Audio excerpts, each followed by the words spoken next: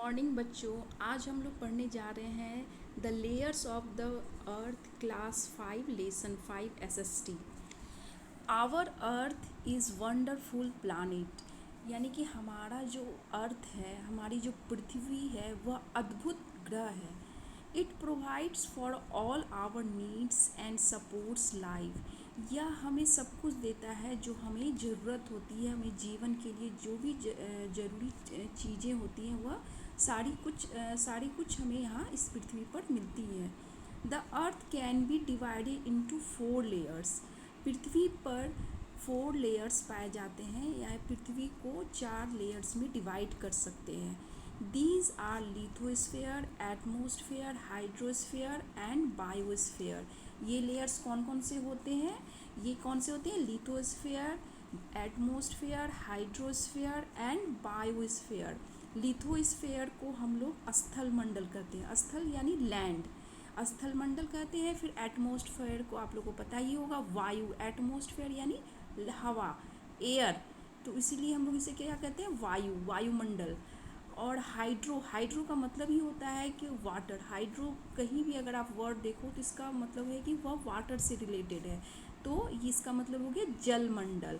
And biosphere यानी जीव मंडल। जीव यानी कि हम लोग जो भी लिविंग थिंग्स है वो सारे जीव मंडल। स्फेयर से यानी मंडल हो गया, और उसके आगे बायोस लगा है तो जीव मंडल, हाइड्रो लगा है तो जल मंडल, एटमो लगा है तो वायु, और लिथो लगा है तो स्थल मंडल। तो इस तरह पृथ्वी को 4 लेयर्स में डिवाइड किया गया है। यहाँ पे आप पिक्चर में भी देख सकते हो, हाइड्रो दिखा गया। हाइड्रो का मतलब वाटर, एटमोस्फेयर यानी एयर, लिथो यानी अर्थ या लैंड, और बायोस्फेयर यानी एनिमल्स या हम लोग लिविंग बींग्स जो भी हुए, मैंस, ये सब क्या कौन से इस लेयर्स में, स्फेयर में आए? बायोस्फेयर में हम लोग आए। ओके, तो नेक्स्ट पेज है। अब हम लोग 1 बाय 1 स्फीयर्स का पढ़ेंगे। लिथोस्फीयर फर्स्ट है। लिथोस्फीयर यानी कि स्थल मंडल, यानी लैंड, जहाँ पे हम लोग रहते हैं। Lithosphere is the layer on which we live. Lithosphere यानी स्थल मंडल यानी लैंड, जहाँ पे हम लोग, वह लेयर है जहाँ पर हम लोग रहते हैं। The earth can be divided into 3 parts. Earth को, पृथ्वी को कितने पार्ट्स में डिवाइडेड किया गया है? 3 भागों में डिवाइड किया गया है। The inner most part is called the core. जो सबसे अंदर का जो भाग होता है, पृथ्वी के अंदर हम बहुत डीप में जाएंगे तो पता चलेगा उस भाग को क्या कहते हैं? कोर। और जो मिडिल पार्ट हो जाए, बीच का जो पार्ट होता है, उसे क्या कहते हैं? मैंटल। और सबसे ऊपर का लेयर जिस पे हम लोग रहते हैं उसे क्या कहते हैं? क्रस्ट कहते हैं। तो कौन कौन सा अपर लेयर कौन सा हो गया जिस पे हम लोग रहते हैं? क्रस्ट। सेकेंड, अगर हम मिट्टी के नीचे नीचे जाएंगे, बहुत नीचे, तो उसके नीचे कौन सा आएगा? मैंटल। और उसके भी नीचे जाएंगे तो कौन सा होगा? कोर होगा। The lithosphere consist of crust and thin upper layer of the mental.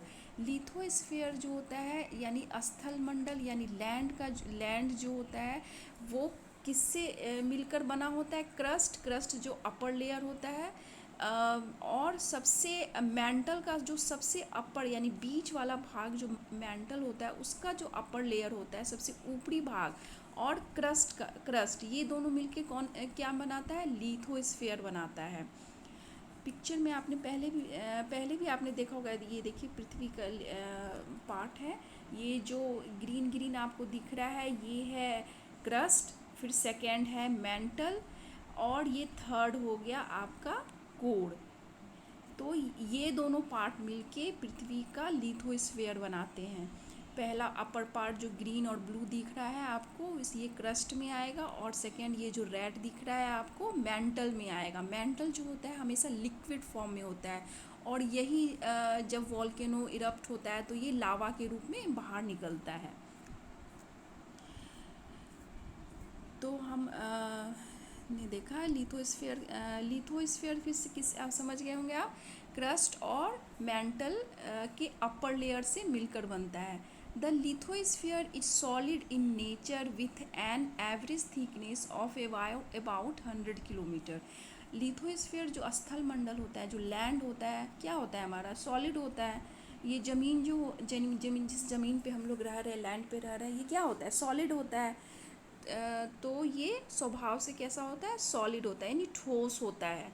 With an average thickness, और इसकी मोटाई कितनी होती है, कितनी, लिथोस्फीयर यानी कि क्रस्ट और अपर लेयर ऑफ मेंटल की लंबाई की मोटाई कितनी होगी, तो 100 किलोमीटर तक लिथोस्फीयर कहलाता है. ठीक है. The lithosphere is uneven and has landform like plains, mountain and desert. यानी लिथोस्फीयर यानी जो स्थल मंडल है वह एक समान नहीं है, यह असमान है. एक समान नहीं है, कहीं पे क्या है, landform like plains, mountain and desert. यानी कि कहीं पे क्या है, प्लेन ज़मीन है, कहीं पे पहाड़ है, और कहीं पे रेगिस्तान है. The lithosphere is always in constant motion as it stand on tectonic plates. यानी लिथोस्फीयर जो है हमेशा एक निश्चित गति में, एक समान गति में हमेशा चलता रहता है, एक मोशन होते रहता है इसमें लिथोस्फीयर. और यह किस पे खड़ा होता है, टेक्टोनिक प्लेट्स पे खड़ा होता है. यानी कि टेक्टोनिक प्लेट्स वे होते हैं जो कि हमारा जो लैंड है, ये जिस लैंड पे हम लोग रह रहे हैं, जो कॉन्टिनेंट डिवाइडेड किया गया है, तो ये कॉन्टिनेंट जो है एक तरह का समझिए, एक जो मेंटल होता है वो क्या होता है, वो लिक्विड फॉर्म में होता है. और लिक्विड फॉर्म में होने के कारण ये क्या होता है, जो ऊपर का जो हम जिस लैंड पे हम ज़मीन पे रह रहे हैं, ये लैंड हमारा जो इंडिया, जैसे आप इंडिया में रह रहे हो, तो ये इंडिया की जो ज़मीन है हम मूव कर रहे हैं, धीरे बिल्कुल धीमी गति से हम मूव करते हैं, इसलिए हमें पता नहीं चलता है.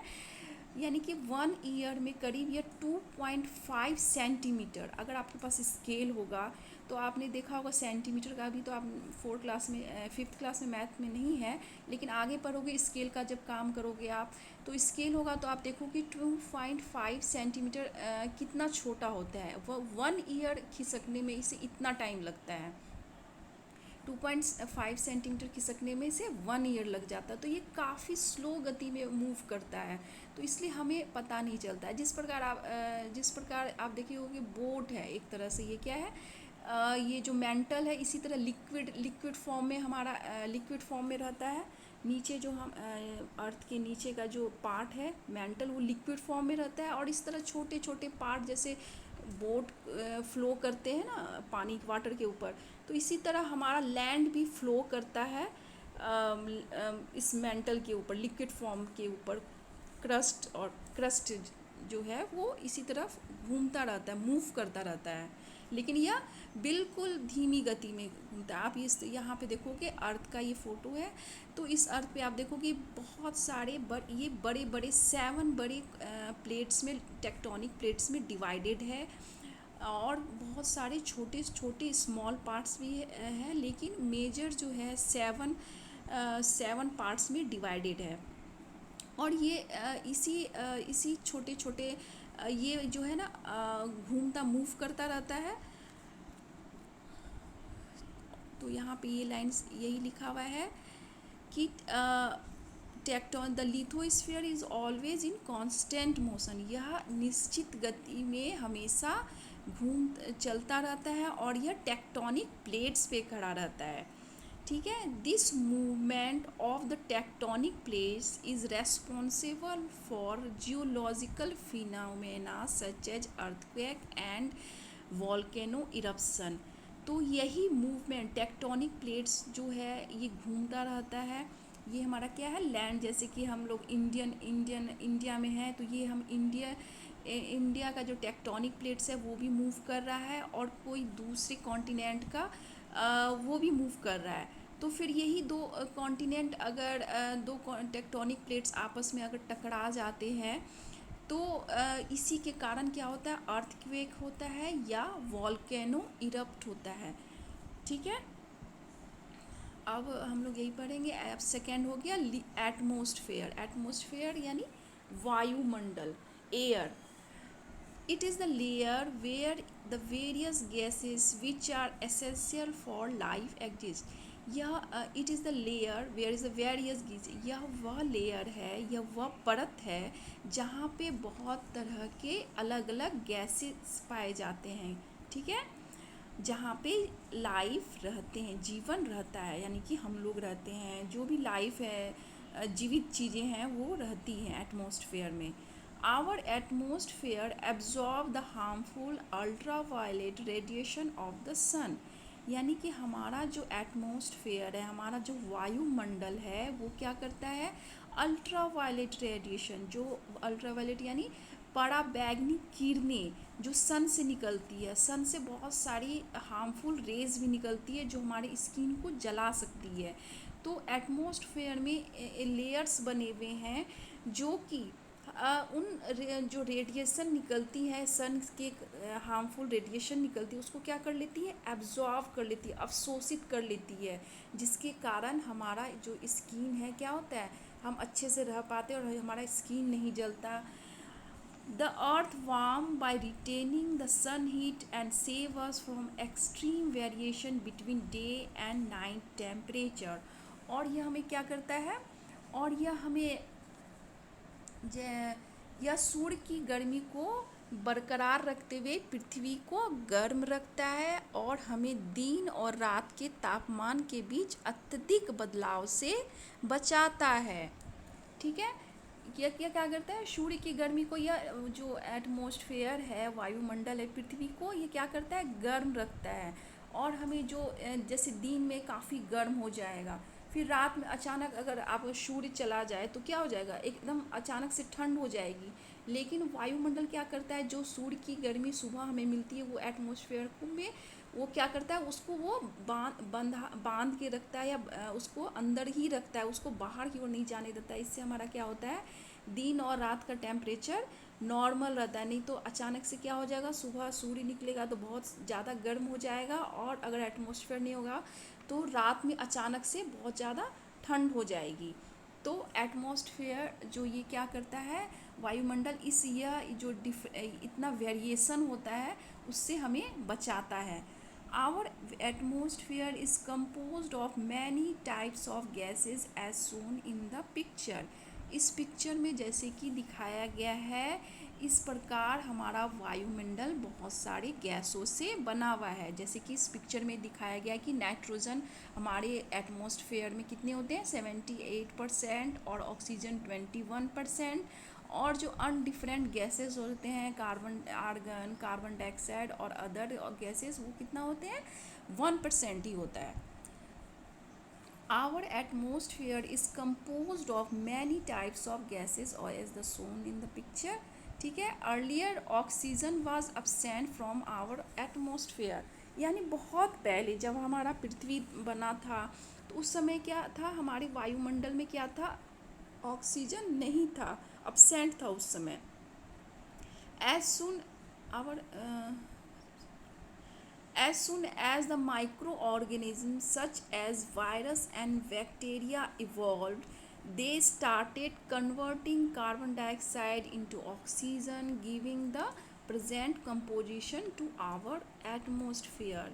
जैसे जैसे पृथ्वी का निर्माण हुआ तो सबसे पहले क्या हुआ, छोटे छोटे जो माइक्रो ऑर्गेनिज्म जैसे कि बैक्टीरिया, वायरस, ये सब जैसे जैसे यहाँ पे जन्म लेना स्टार्ट किया। सबसे पहले मानव तो जन्म नहीं लिए, सबसे पहले क्या लिए, जीव जंतु ने ही जन्म लिया था। तो सबसे पहले वायरस, बैक्टीरिया ही जन्म आए थे पृथ्वी पर। तो फिर ये क्या हुआ था, उन्होंने क्या किया, कार्बन डाइऑक्साइड को क्या कर दिया, ऑक्सीजन में कन्वर्ट करना शुरू कर दिया। जैसे कि ये जैसे कुछ बैक्टीरिया होते हैं जो, जैसे आपने देखा होगा ग्रीन अलगी, ब्लू ग्रीन अलगी, जो कि पानी के ऊपर आपने देखा होगा, नदी वगैरह या कहीं भी पानी कहीं पे स्टोर हो जाता है तो इस तरह के ग्रीन पानी वाटर, कोई भी वाटर पे जमा हो जाता है, इसे कहते हैं ब्लू ग्रीन अलगी, ठीक है। तो ये क्या करते हैं, ये ग्रीन तो आपको पता ही है, आपने फोटोसिंथेसिस पढ़ा होगा। ये ग्रीन कलर किस कारण से होता है, किसी भी प्लांट का कलर ग्रीन क्यों होता है, क्योंकि फोटोसिंथेसिस करते हैं, और फोटोसिंथेसिस के प्रोसेस में क्या होता है, ऑक्सीजन रिलीज होता है। तो इसी तरह ये फोटोसिंथेसिस ये इन्होंने किया, और फिर ये सारे क्या होते हैं, बैक्टीरिया होते हैं। तो इन्होंने फोटोसिंथेसिस का प्रोसेस शुरू किया और फिर क्या किया, ऑक्सीजन रिलीज़ किया, इसी तरह बहुत सारे वायरस वगैरह ने भी क्या किया, कार्बन डाइऑक्साइड को ऑक्सीजन में कन्वर्ट करना शुरू किया और इस तरह हमारा एटमॉस्फेयर बना। There are 5 layers our atmosphere which are follows, यानी कि हमारा जो एटमॉस्फेयर है अब इसे भी 5 लेयर्स 5 परतों में डिवाइड किया गया है, जो कि यहाँ पे बताया गया है। पहला लेयर है troposphere, stratosphere, mesosphere, thermosphere, exosphere. ट्रोपो यानी ये कितने किलोमीटर के रेंज तक होता है, 0 से 18 किलोमीटर, यानी कि हम नीचे लैंड से ऊपर की ओर बढ़ेंगे। तो वायुमंडल कहाँ रहता है, हमारे ऊपर ही रहता है, तो इसलिए हम क्या करेंगे, जैसे हम लैंड पे रहते हैं तो लैंड से ऊपर आसमान की तरफ बढ़ेंगे। तो पहला लेयर जो होता है लैंड से अगर हम ऊपर की तरफ देखेंगे तो 0 से 18 किलोमीटर तक क्या होता है, ट्रोपोस्फेयर। तो ये लेयर क्या होता है, this is the lowest layer, यह सबसे निचली परत होती है।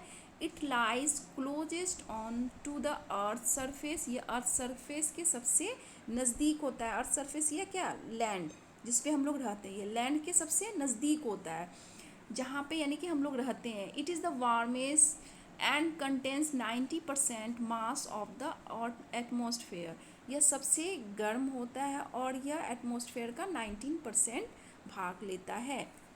अब सेकेंड है स्ट्रेटोस्फेयर। ये कितने, अब 18 किलोमीटर के अबव ऊपर चले जाएंगे, यानी आकाश की तरफ हम बढ़ते जा रहे हैं। तो 18 किलोमीटर के बाद 15 किलोमीटर तक ऊपर की ओर क्या होता है, stratosphere. It contains the ozone layer which save us from ultraviolet radiation of the sun. ये क्या होता है, इसमें इस लेयर में स्ट्रेटोस्फेयर में क्या होता है, हमारा ओजोन लेयर होता है, जो कि हमें पराबैंगनी किरणों से जो सन से निकलती है उससे हमें बचाता है। अगर ये रेडिएशन अगर हमारी स्किन में अल्ट्रावायलेट रेज होगा तो आपने सुना होगा कि इससे कैंसर भी, स्किन कैंसर भी हो सकता है।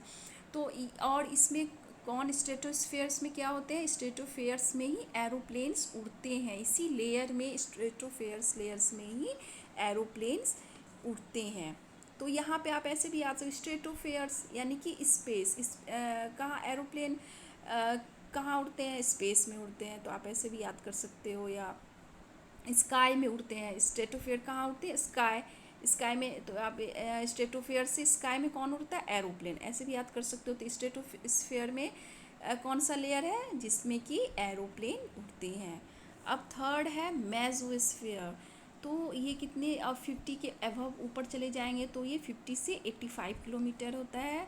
और layer where most meteors burns while entering our atmosphere, यह वह लेयर है, वह परत है जिसमें कि मीटियोर्स वो होते हैं जो आकाश में हमारे जो अंतरिक्ष के बाहर बहुत सारे पत्थर या मीटियोर्स घूमते रहते हैं। पत्थर समझ सकते हो आप, पत्थर घूमते सकते हैं। आप देखे होंगे कि सन सैटर्न के चारों एक सर्किल में एक बहुत छोटे छोटे बहुत सारे बड़े बड़े स्टोन्स घूमते रहते हैं, तो वही मीटियोर्स होते हैं। पत्थर आप समझ सकते हो। ये क्या होते हैं, ये इसी एटमॉस्फेयर में आकर क्या हो जाते हैं, जल जाते हैं। क्योंकि मीटियोर्स जो होते हैं वो कभी कभी क्या होते हैं, हमारे अर्थ के ओर भी खींचे चले आते हैं। तो वो क्या होते हैं, जब वो हमारे इस एटमॉस्फेयर में आते हैं तो फिर क्या होते हैं, यहीं पे ये लेयर्स उन्हें वहीं पर जला देता है। अगर ये लेयर वहाँ ना जलाए और यहाँ अचानक से हमारी पृथ्वी पर आकर गिरे तो आप समझ सकते हो कितनी तेज़ी गति से वो यहाँ अगर आएगा तो कितना बड़ा धमाका करेगा यहाँ पर। तो मेसोस्फेयर आप याद सकते हो, मेसो और मेजोसर मीटियोर्स, आप ये दोनों को ये कनेक्ट कर सकते हो। जहाँ मेजोस्फेयर वह स्फेयर है जहाँ से पे मीटियोर्स आके बर्न हो जाते हैं। और फोर्थ है थर्मोस्फेयर वह है जो 85 से अबव 600 किलोमीटर तक होता है। It is the hottest layer and the temperature in this layer can rise up to 1500 degree centigrade, यानी कि यह सबसे गर्म थर्मोमीटर आप लगाते हो, क्या होता है, टेम्परेचर नापने का काम आता है। तो इससे आप रिलेट कर सकते हो, यह सबसे टेम्परेचर क्या करता है, सबसे हॉट गर्म करता है थर्मामीटर। तो उसी तरह थर्मोस्फेयर से यह सबसे हॉटेस्ट लेयर है और ये क्या करता है, टेम्परेचर यहाँ पे देखो थर्मोमीटर से थर्मोस्फीयर याद रख सकते हो। और यह क्या करता है, यहाँ का टेम्परेचर सबसे हाई रहता है और कितना डिग्री होता है, 15 डिग्री सेंटीग्रेड। यहाँ पे टेम्परेचर यहाँ पे बढ़ सकता है और ये सबसे हॉटेस्ट गर्म लेयर है।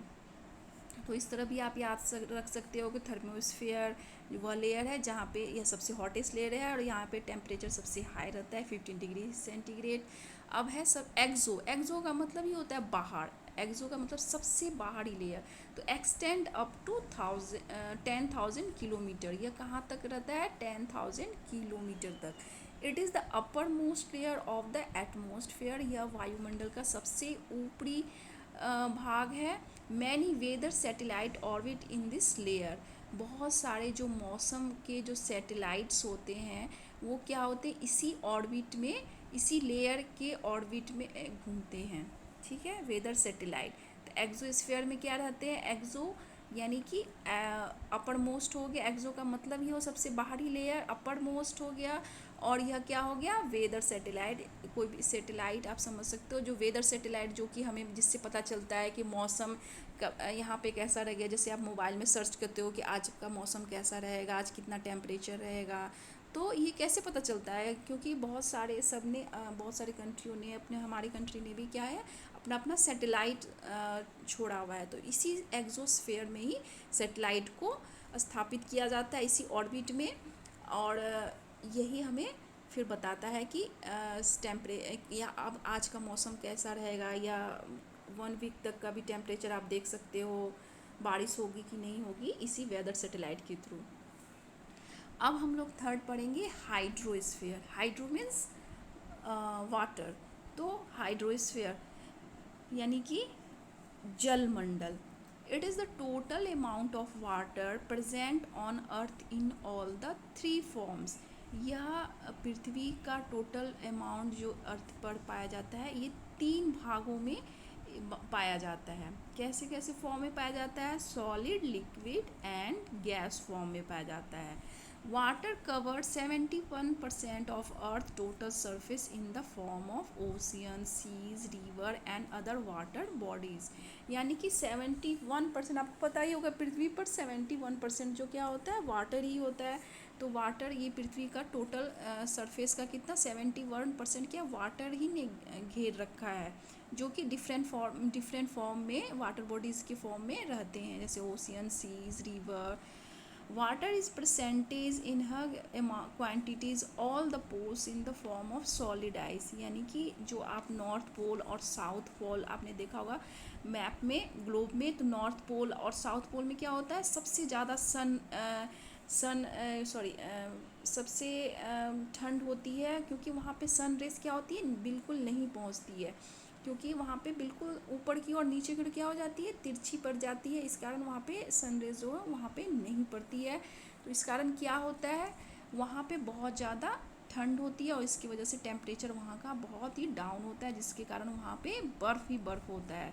तो इसलिए वहाँ पे क्या होता है, वाटर जो किस फॉर्म में रहता है, सॉलिड फॉर्म में रहता है, यानी कि बर्फ़ के फॉर्म में रहता है। It is also it also constitutes roughly 1% of the water vapor in the form of clouds and fog। और जो बादल और कुहासा, फॉग यानी कुहासे के रूप में 1% वाटर वेपर के रूप में क्या रहता है, वाटर ही रहता है। उसमें भी क्या रहता है, वाटर ही रहता है। वाटर वेपर या जो क्लाउड्स होते हैं उसमें भी क्या रहते हैं, वाटर वेपर ही रहते हैं। तो 1% वाटर वेपर के रूप में रहते हैं।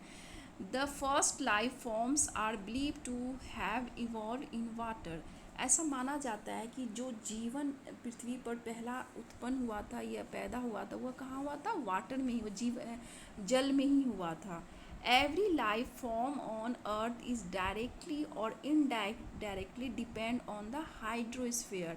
यानी प्रत्येक जीवन जो है पृथ्वी पर डायरेक्टली या इनडायरेक्टली किस पे, हाइड्रोस्फीयर पे ही, जल मंडल पे ही डिपेंड होता है, क्योंकि जल हमारे लिए बहुत ही इम्पॉर्टेंट होता है।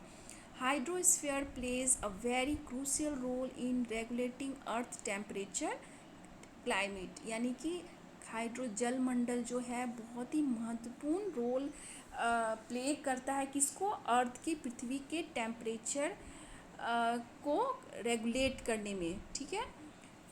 The amount of water present on earth is believe to be constant since its formation, यानी ऐसा माना जाता है कि वाटर जो पृथ्वी पर जब पृथ्वी बना था, जब पृथ्वी पे जल मतलब जल था, तब से अब तक जो है उतना ही जल है। जब शुरुआत में जितना जल था उतना ही जल अभी भी पृथ्वी पर अभी तक सेम अमाउंट में है, ना तो कुछ घटा है ना तो इसमें कुछ बढ़ोतरी हुई है, इसलिए कांस्टेंट है अभी तक। Water moves through the hydrosphere in A cycle, water जो है क्या होता है, कैसे मूव्स करता है, एक साइकिल में जलमंडल में मूव करता है। This cycle is called the water cycle. Water cycle आपने पढ़ा ही होगा कि कैसे पहले क्या होता है वाटर साइकिल में, क्या होता है पहले कैसे इवेपोरेशन होता है, फिर कंडेंसेशन होता है, इवेपोरेशन, कंडेंसेशन और प्रेसिपिटेशन, और फिर यहाँ पे कलेक्ट, इसी तरह फिर यही प्रोसेस चलता रहता है। इवेपोरेशन, वाटर वेपर क्या हो जाता है, पहले कोई भी वाटर बॉडी से पहले सूर्य की गर्मी के कारण क्या होता है, वाटर वेपर होकर ऊपर की ओर जाता है, फिर कंडेंस होता है, क्लाउड के रूप में होता है, और फिर क्लाउड क्या होता है, किसी चीज़ से टकरा कर या हैवी होकर जब उसमें अधिक मात्रा में पानी हो जाता है तो फिर ये क्या होता है, प्रेसिपिटेशन यानी बारिश हो जाती है। और इसी तरह वाटर साइकिल चलता रहता है। इस तरह इसी कारण क्या होता है, पानी ना तो कभी घटता है न बढ़ा है, आज तक कांस्टेंट ही रहा है। तो हमने ये पढ़ लिया हाइड्रोस्फीयर। इसके क्वेश्चन आंसर अगर आप देखना चाहो तो what is the inner most part of the earth cold, inner most part जो सबसे अंदर पृथ्वी का पार्ट क्या कहलाता है, कोर कहलाता है। आपने फोटो भी आपको मैं दिखा देती हूँ। सबसे इनर मोस्ट पार्ट क्या है, ये जो गोल सा है वो कौन सा क्या कहलाता है, कोर कहलाता है, ठीक है। और सेकंड क्वेश्चन है how many layers are there in the our atmosphere, कितने लेयर्स होते हैं, ये तो आपने देखा ही होगा 5 होते हैं, troposphere, stratosphere, mesosphere, thermosphere, exosphere, ठीक है। In which layer do aeroplanes fly, aeroplanes किस कौन से लेयर में फ्लाई करते हैं, तो आपको मैंने याद करवाया था एरोप्लेन्स कहाँ उड़ते हैं, स्काई में, स्काई से एस से क्या स्काई, एस से क्या हो जाएगा स्ट्रेटोस्फेयर, इस तरह आपको याद करना है। Which sphere plays an important role in regulating earth temperature and climate, यानी कौन सा स्फीयर जो होता है इम्पॉर्टेंट महत्वपूर्ण रोल प्ले करता है अर्थ के टेम्परेचर और क्लाइमेट को रेगुलेट करने में। अभी मैंने जस्ट पढ़ाया आपको हाइड्रोस्फीयर होता है, इसका आंसर क्या है हाइड्रोस्फीयर। अब लास्ट वन इज है बायोस्फीयर। बायोस्फीयर यानी स्थल मंडल, सॉरी जीव मंडल। जीव मंडल यानी कि जो भी लिविंग थिंग्स है वो सारे जीव मंडल में आते हैं। तो हम लोग पढ़ते हैं it consist of all the living things on our planet. इसमें बायोस्फीयर में मैंने पहले ही बताया कि बायोस्फीयर में कौन सी चीज़ आते हैं, जो भी इस ग्रह पे जीवित चीज़ है वे सारी चीज़ बायोस्फीयर यानी जीव, जीव का मतलब ही होता है एनिमल या थिंग्स, लिविंग थिंग्स। तो ये सारे चीज़ जो जीवित चीज़ है वो सारे हमारे ग्रह के वो सारे बायोस्फीयर जीव मंडल में आते हैं। From micro organism to the giant whale, all living things are part of the biosphere, यानी कि एक छोटे से माइक्रो ऑर्गेनिज्म, कितना छोटा होता है, माइक्रो का मतलब ही होता है बिल्कुल सूक्ष्म, बिल्कुल छोटा।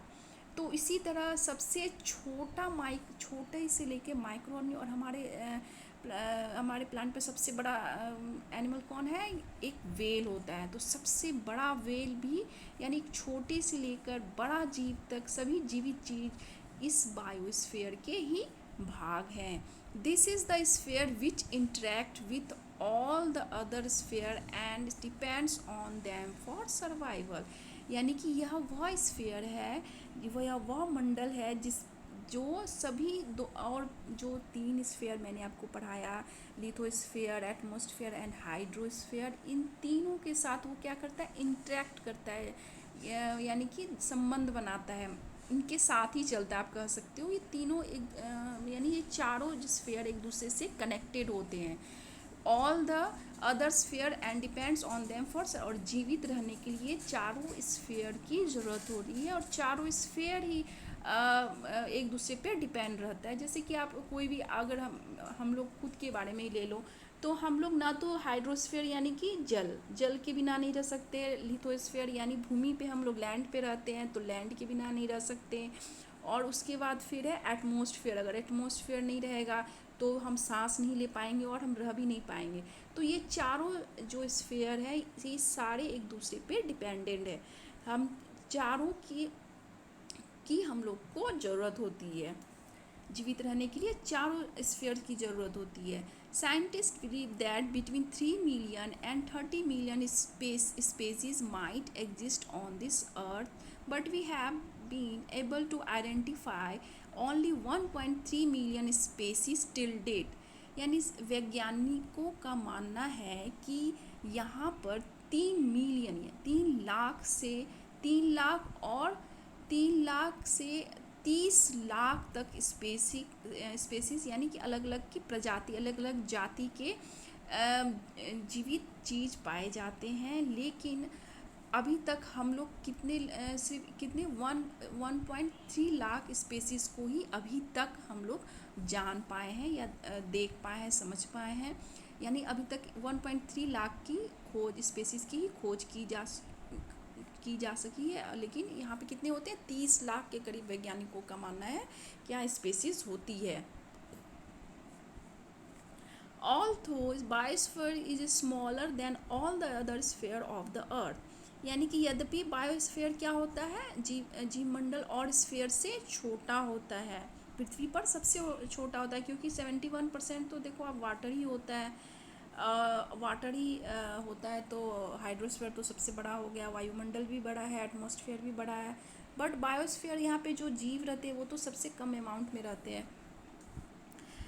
तो at it has been instrumental in bringing about change in other sphere. लेकिन फिर भी ये क्या है, स्फीयर या किसी दूसरे स्फीयर को भी इफ़ेक्ट कर सकता है, चेंज किसी दूसरे स्फीयर में भी चेंजेस ला सकता है। मतलब ये छोटा होने के बावजूद भी ये दूसरे स्फीयर में चेंजेस ला सकता है।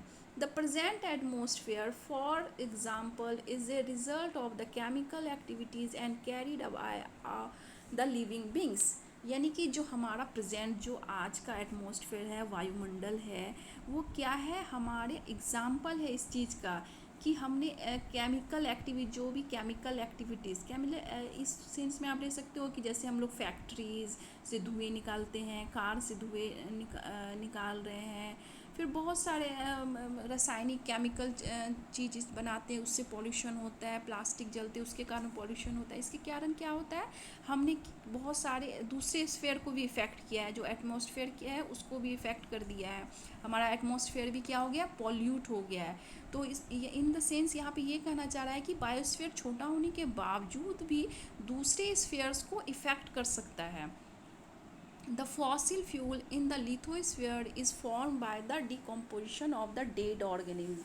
और फॉसिल फ्यूल जो जीवाश्म ईंधन होते हैं, जो किसी फॉसिल यानी कि जो कभी कोई जीव जो है, यहाँ पे कोई एनिमल जब मर जाते हैं और वो क्या होते हैं, लैंड, मिट्टी के अंदर या पानी के अंदर बहुत साल जमा रहने के बाद क्या बन जाते हैं, उसके डेड ऑर्गेनिज्म से क्या बनते हैं, वो जैसे उससे ऑयल बन जाते हैं, तो वो भी लिथोस्फीयर को बनाता है। Our earth has the most diverse condition for supporting life. हमारा पृथ्वी जो है बहुत जीवन जीने के लिए बहुत अलग अलग यहाँ पे तरह तरह के डाइवर्स कंडीशन पाए जाते हैं जीवन को जिंदा रखने के लिए। Everything that we have around us and all the resources that we use from our environment, everything यानी कि हमारे आसपास जो कुछ भी है, everything we have around us, हमारे आसपास जो भी कुछ भी है और हमारे द्वारा उपयोग किए जाने वाले सभी संसाधन हमारे पर्यावरण को क्या करते हैं, हमारे पर्यावरण का निर्माण करते हैं। ठीक है। The most unique thing about our environment is that is it is not static, यानी कि हमारे पर्यावरण की सबसे अनोखी बात क्या है कि यह स्थिर नहीं है। इट इज़ वेरी डायनेमिक, यह बहुत विविध है, यानी कि अलग अलग है, यानी कि या इन्वायरमेंट, हर जगह का इन्वायरमेंट आप एक जगह एक जैसा नहीं है। जैसे कहीं पे गर्म है, कहीं पे रेगिस्तान है तो वहाँ बहुत गर्म क्लाइमेट है, कहीं पे ठंड है, कहीं पे बहुत ज़्यादा ठंड है, कहीं पे बहुत ज़्यादा गर्म है, कहीं पे बहुत ज़्यादा बारिश हो रही है। तो हर जगह का इन्वायरमेंट अलग अलग, क्लाइमेट अलग अलग है। It consist of living and non living elements, इसके अंदर लिविंग और नॉन लिविंग एलिमेंट्स तत्व भी आते हैं। ओके, आवर इन्वायरमेंट्स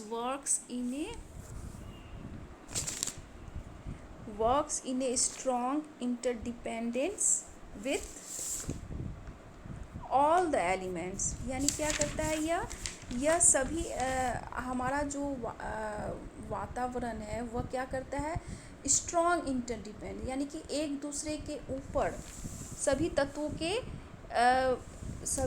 के साथ एक मजबूत रिश्ता, आप समझ सकते हो, मजबूत रिश्ता बना के रखता है। और सभी हाँ, मजबूत रिश्ता बना के रख सकता है।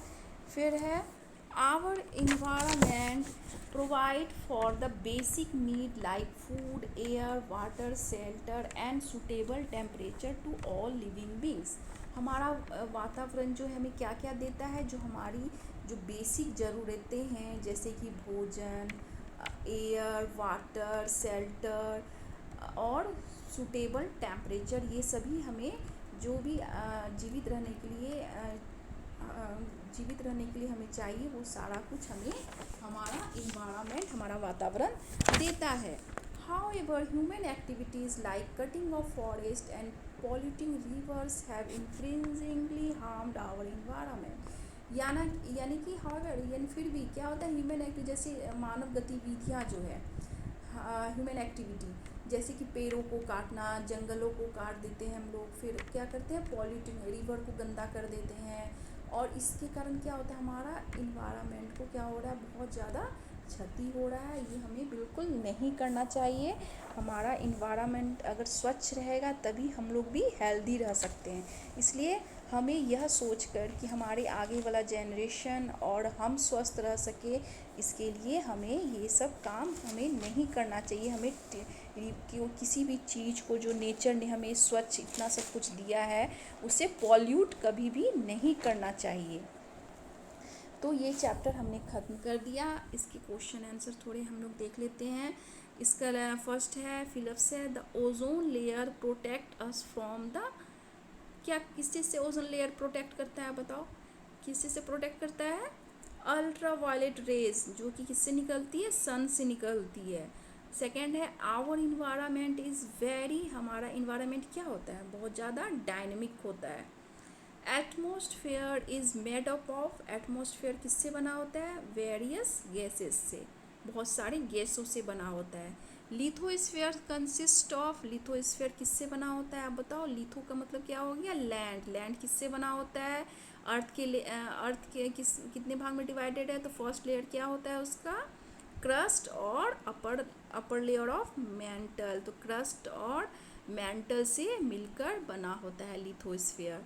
We have been able to discover dash species till days, यानी कि हम लोग ने अभी तक कितने स्पेसिस अभी तक डिस्कवर कर लिए, कितनी जातियाँ, मतलब कि जितने भी जानवर्स वगैरह के बारे में आप जितना पढ़ रहे हो, कितनी जानवरों या एनिमल्स के बारे में सारे हमने पढ़ लिए हैं अभी तक, 1.3 मिलियन। ओके, और अब बी सेक्शन करते हैं हम लोग। The outer most layer of the atmosphere is known as outer most का मतलब क्या हो गया, एक्सो, एक्सो यानी समझ लो आप बाहर, आउटर का मतलब क्या हो गया, यानी हमारे पूरा इस स्काई से, पूरा इस अर्थ से बाहर, इसका मतलब एक्सो, ऐसे याद रखो आप लोग। एक्सो का मतलब बाहर, आउटर, तो एक्सो स्फीयर इसका आंसर होगा। The has land form, land for, land का मतलब ही किससे रिलेटेड हो गया, litho, L for land, L for litho, ऐसे भी आप रिलेट कर सकते हो, लिथोस्फीयर यानी लैंड फॉर्म। तो इसका आंसर होगा lithosphere has land form. Gas और water moves through the hydrosphere in a cycle. Hydro का मतलब क्या हो गया, वाटर, तो कौन सा साइकिल में घूमेगा, water, water through the hydrosphere in a cycle. The earth can be divided into dash realms, और रिलम्स यानी स्फीयर्स, कितने स्फीयर्स में डिवाइड कर सकते हैं, तो हमने कितने स्फीयर्स पढ़े, हमने 4 स्फीयर पढ़े, तो 4। Dash consist of all living things in our planet. कौन से लिविंग थिंग्स प्लानिट में, हमारे प्लानिट में रहते हैं, कौन से स्फीयर में आएंगे, आप बताओ। Hydro, no, hydro is not, क्योंकि हाइड्रो से रिलेटेड क्या हो गया, वाटर, तो इसका आंसर क्या होगा, बायोस्फीयर। बायोस्फीयर का मतलब ही होता है जीव, तो जीव का मतलब ही है लिविंग थिंग्स, तो इसका आंसर होगा बायोस्फीयर। ठीक है, अब हम लोग कुछ क्वेश्चन आंसर देखते हैं। Mention the 3 parts of the earth. The 3 parts of the earth are core. The innermost core क्या है, the innermost part is called core. Second is mantle. Third is crust. What is environment? Everything that we have around us and all the resources that we use from our environment. It consists of living and non-living elements. तो ये हमने पहले ही पढ़ लिया है कि environment क्या होता है। थर्ड क्वेश्चन है list the realms of the earth, यानी रिलम्स यानी हमारे अर्थ पे कितने स्फीयर्स होते हैं। There are 4 types of the realms of the earth, lithosphere, atmosphere, hydrosphere and biosphere. Explain the future of the atmosphere. The future of the atmosphere are, हमारे atmosphere के क्या क्या फ्यूचर है, क्या क्या गुण है, तो it is the layer where the various gases which are essential for life exist. ये बहुत सारे गैसों का लेयर्स होता है जहाँ जो कि जीवित रहने के लिए बहुत ज़रूरी होता है। Our atmosphere absorb the harmful ultraviolet radiation of the sun. Sun से निकलने वाली पराबैंगनी किरणों को क्या करता है, ये एब्जॉर्ब कर लेता है। It keeps the earth warm by retaining the sun heat and saves us from extreme variation between day and night temperature। यह क्या करता है, दिन और रात में जो बहुत ज़्यादा टेम्परेचर वेरिएशन अगर करना हो, इसके कारण क्या करता है, हमें ये हमारे पृथ्वी को गर्म रखता है। नेक्स्ट क्वेश्चन है how was oxygen created in the atmosphere. Atmosphere में ऑक्सीजन कैसे बना, तो हमने पहले ही पढ़ा क्या हो, microorganism such as virus and bacteria evolve, they started converting carbon dioxide into oxygen and this way oxygen created in the atmosphere.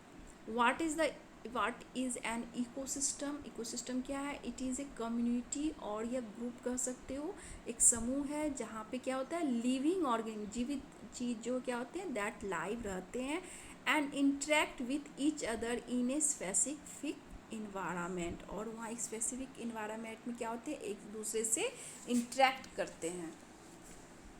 Next question है why is the biosphere so important. Biosphere हमारे लिए क्यों ज़रूरी है, तो the biosphere includes those part of the hydrosphere, atmosphere and lithosphere where living organism are found and this layer makes living on earth possible. और यह वह layer है जो अर्थ पे जीवन संभव करता है, क्योंकि बाकी प्लानेट पे कोई लिविंग ऑर्गेनिज्म नहीं है, बस अर्थ ही एक ऐसा है जहाँ पे कि लाइफ यहाँ पे रहती है। अगर इसमें और कुछ अगर ज़्यादा नंबर का मार्क्स, अगर ज़्यादा मार्क्स के हो तो इसमें और भी कुछ पॉइंट्स ऐड कर सकते हो आप लोग। It has been instrumental in bringing about changes in other sphere. The present spheres, for example, is a result of the chemical activities carried out by the living beings. That is why biosphere is so important. Explain the water cycle. Water cycle मैंने ऐसे यूँ ही लिख दिया है, अगर question अगर आ जाए तो आप लिख सको। ये आपने पहले की 4th क्लास में भी आपने पढ़ा होगा SST में कि वाटर साइकिल क्या है, फिर भी मैंने लिख दिया है। Water is Water is constantly in motion due to the evaporation, condensation and precipitation. During the daytime, when it is very hot, water evaporates from rivers, lakes, ocean, etc. and rises as water vapor into the atmosphere. On cooling, this water vapor change back into water droplets and falls on earth in the rain. This entire process of change from one form to another is known as the water cycle. ये हमने पहले ही पढ़ चुका है, मैंने आपको बता दिया वाटर साइकिल के बारे में. Name the gases found in the atmosphere. Atmosphere में कौन सी गैसेस होती है? तो नाइट्रोजन होता है कितना 78%, ऑक्सीजन 21% और अनदर गैसेस 1%, जैसे कि आर्गन, कार्बन डाइऑक्साइड, हाइड्रोजन और another gases. List the important of the hydrosphere. Hydrosphere के क्या इंपॉर्टेंस, क्या महत्व है? The hydrosphere is the sphere of water of life on earth. It includes all the water bodies found on earth. It is very crucial role in regulating earth temperature and climate. ठीक है, ये हमने पहले ही पढ़ लिया hydrosphere. How are the spheres of earth inter related. कैसे सब सारे स्फीयर एक दूसरे से जुड़े हुए हैं? The 4 spheres of earth are closely connected to each other. जैसे कि सब सारे स्फीयर्स क्या होते हैं, एक दूसरे से जुड़े रहते हैं. कैसे? जैसे आप देख लो बर्ड्स किस में आएगा? बायोस्फीयर में. फ्लाई थ्रू द एयर, वो एयर में उड़ता है, तो वो कौन से स्फीयर में घूम रहा है? वो एटमोस्फेयर में. Water flows through the soil. तो सॉइल फ्लो नदी वो कहाँ बहता है? अगर कोई रिवर है बह रही है तो कहाँ? मिट्टी के ऊपर बह रही है, तो कहाँ बह रही है? तो वो लिथोस्फीयर पे. The spheres of earth are closely connected to each other. सारे स्फीयर क्या होते हैं पृथ्वी पर? एक दूसरे से जुड़े हुए होते हैं. A change in one sphere result in change in 2 और मोर स्फीयर. अगर एक भी स्फीयर में कुछ चेंजेस आएगा तो उसका इफेक्ट दूसरे दो या उससे ज़्यादा स्फीयर्स पे भी उसका रिजल्ट आपको देखने को मिलेगा. तो यहाँ पे हमने इस तरह ये चैप्टर ख़त्म कर दिया है. अब मिलेंगे हम लोग नेक्स्ट